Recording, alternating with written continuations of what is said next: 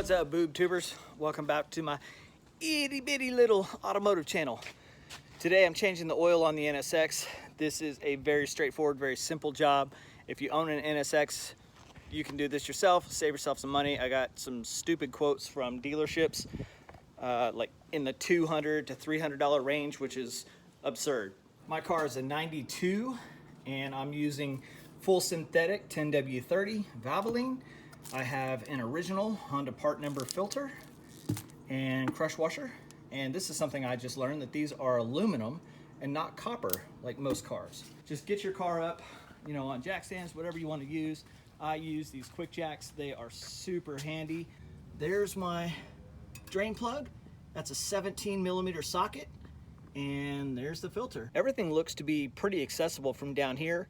I don't think I have to pull that wheel off. So I'm gonna give it a shot as is, and let's see what we come up with.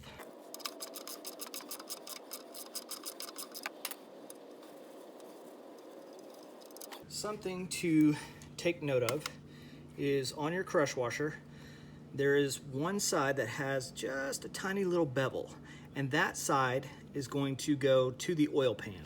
So the other side will sit on your plug and you'll have the bevel side up. That's what mates to the oil pan. Now I see why they say take the wheel off.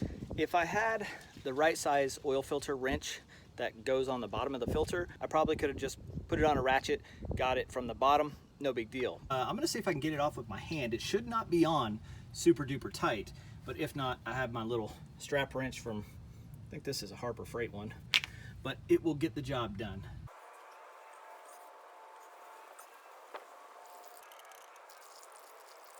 Here's my filter, and because I'm a complete nerd, I write the date and mileage on the bottom. It'll probably end up rubbing off at some point, but it's just a thing I've done forever and ever because I'm just weird that way. I'm gonna go ahead and put a little oil in here, make sure the threads have oil on them, and then put a nice little ring of oil on this seal, and then we'll pop it on the car.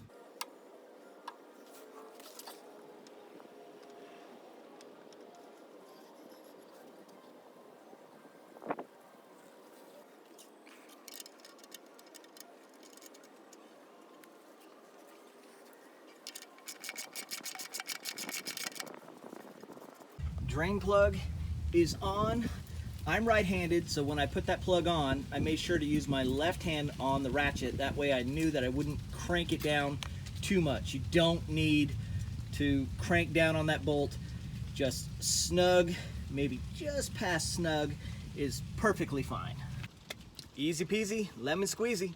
I'm gonna put the wheel on, we'll get the car back down, we'll fill it from the top, and we'll be ready to rock and roll.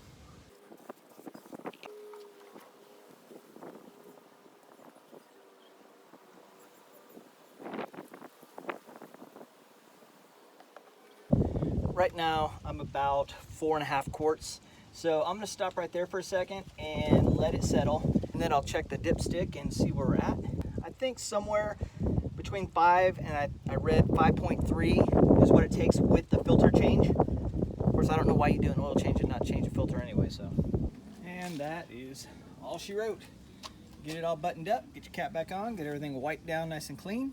After you have your oil drain plug in and snug down, go back with a torque wrench and torque it to 33 foot-pounds. That's what's stated in the manual. Simple list of tools that you're gonna need for this oil change on your NSX. You're gonna need your 17mm socket, obviously your ratchet, your oil filter wrench.